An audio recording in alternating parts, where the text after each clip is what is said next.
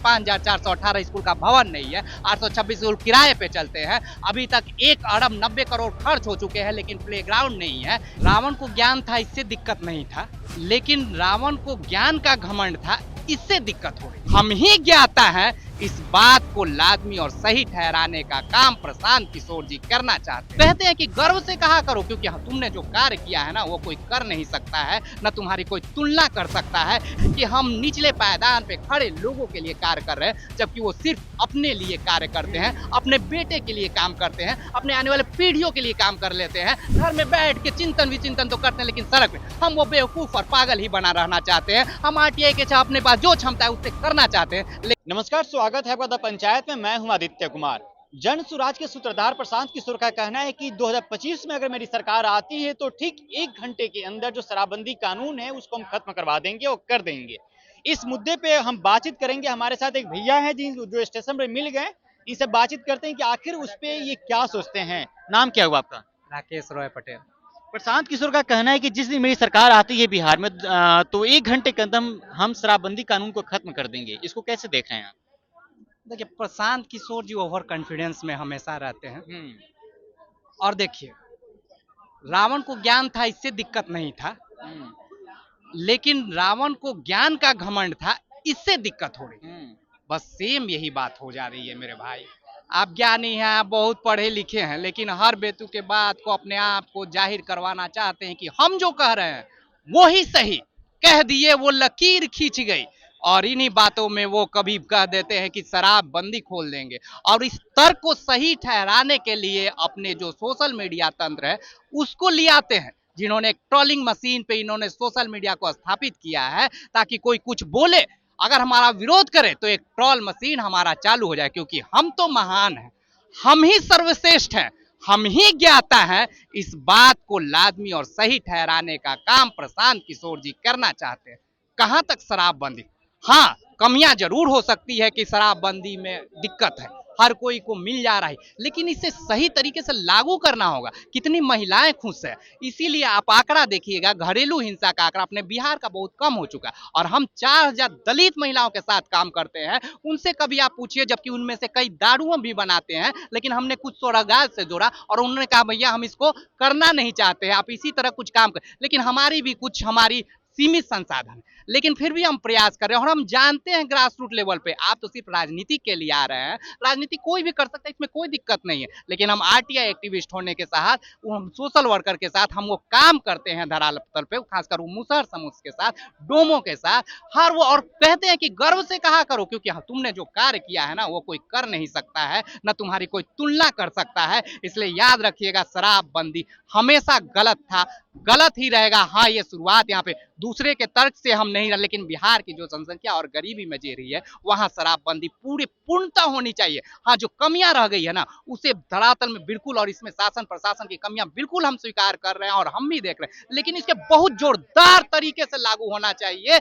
और इसे जोरदार तरीके से लागू करने से न सिर्फ हमारी महिलाएं और खुश होंगी, बल्कि इसके खुश होने से क्या होगा ना, हमारी सामाजिक संरचना आगे बढ़ने में कामयाब। हम बच्चों को पढ़ाने के ऊपर सोचने लगेंगे, क्योंकि जब घरेलू हिंसा जब शुरू होती है ना, एक दिन हम उसी में रोटेट करते, कल क्या बोला, मारा पीट, वो बहुत खराब चीज है। और इससे जब उबड़ेगी ना तो हम सोचेंगे कि आगे हम कार्य क्या करें, हम पैसा कैसे कमाएं, और पैसा कमाएं तो हम आने वाले पीढ़ियों को अच्छा समाज और संरचना कैसे दे, हम कैसे बुढ़ाएं। क्योंकि हर राजनीति लोग में जितने पैसे वाले हैं यही कहते हैं कि हम निचले पायदान पे खड़े लोगों के लिए कार्य कर रहे हैं, जबकि वो सिर्फ अपने लिए कार्य करते हैं, अपने बेटे के लिए काम करते हैं, अपने आने वाले पीढ़ियों के लिए काम कर लेते हैं। नहीं तो आप आकलन करके देख लीजिएगा कि किस बेटा का, किस राजनीतिक नेता का बेटा इस रोड पे लड़ता है, वो सिर्फ चुनाव के समय पैसे के बूते। और ये हर पार्टियों का ही है, सिर्फ एक पार्टियों की हम बात नहीं कर रहे। शराबबंदी लागू होना चाहिए, कमियां है तो उसे हटा के पूर्णतः लागू होना चाहिए। बिहार में 4 सीटों पे उपचुनाव होने वाला है।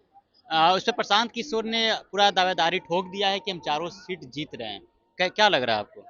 बिल्कुल, अगर कोई राजनीतिक पार्टी बनाए तो अगर हम भी बनाते, आप भी बनाते हैं, तो आप 4 तो उपचुनाव है, आप चारों जीतोगे।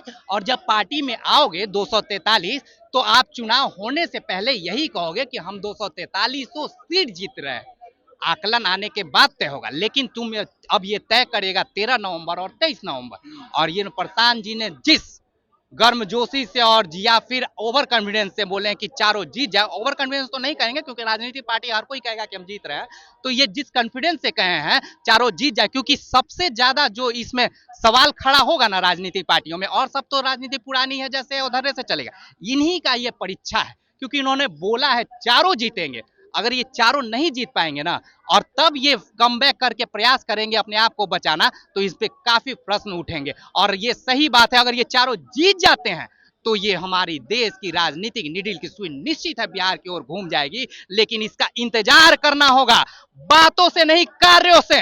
इसके इंतजार में अपने बातों से जवाब देने से ज्यादा अच्छा है हम 13 और 23 को इंतजार करें। 13 को हर की धड़कनें बढ़ेगी, 23 को वो जब जवाब आएगी तो खुशियां में होगी, किसी को अपना वो मनाने के लिए आएगा। 2025 में बिहार में बदलाव होगा या वैसे ही रहेगा?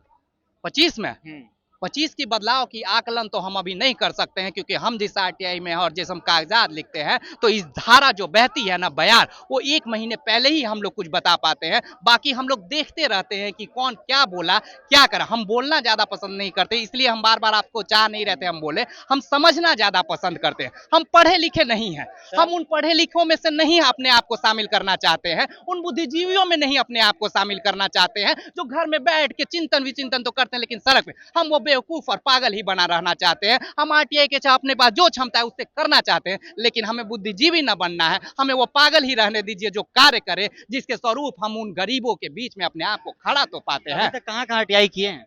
अभी तक सैकड़ों आरटीआई हमने किया है। जैसे कि शिक्षा में, जैसे कि 5418 स्कूल का भवन नहीं है, 826 स्कूल किराए पे चलते हैं। अभी तक 1 अरब 90 करोड़ खर्च हो चुके हैं, लेकिन प्लेग्राउंड नहीं है। इसके अलावा 54% का 4 दीवारी नहीं है, 3% का 1 शौचालय है। वहीं पे आप प्राइवेट में बात करिएगा तो पोशाक के लिए कई बार मेमोरेंडम वहां से आ चुका है ये, और यहाँ पे लागू नहीं होता है। इसके अलावा कई आरटीआई, ये सब मेरे आरटीआई है जो ऑलरेडी अखबार के पन्नों में भी छपते हैं। और ये मुझे कार्य इसलिए होता है कि एक अकेला क्या कर सकता है, तो एक अकेला हम यही करते हैं कि उसको लिख के अखबारों और मीडिया के थ्रू हम इसको फैलाने का प्रयास करते हैं। कौन लिखता है मुझे जानने का प्रयास मत करिए, आप समझने का प्रयास करिए कि आप किसके लिए बात कर रहे हैं और क्या कर रहे हैं। तो एक अकेला भी बहुत कुछ कर सकते हैं, जिससे कि आपके थ्रू आपके आवाज को वहां तक पहुंचाया जाए। चलिए, भाई साहब थे जो कि हमको स्टेशन पर मिल गए बातचीत करते हुए, जिनसे बातचीत मैंने किया और प्रशांत किशोर पे इन्होंने क्या कुछ कहा। चलिए, बहरहाल इस खबर में इतना ही। आप बने रहता पंचायत के साथ, तब तक के लिए बहुत बहुत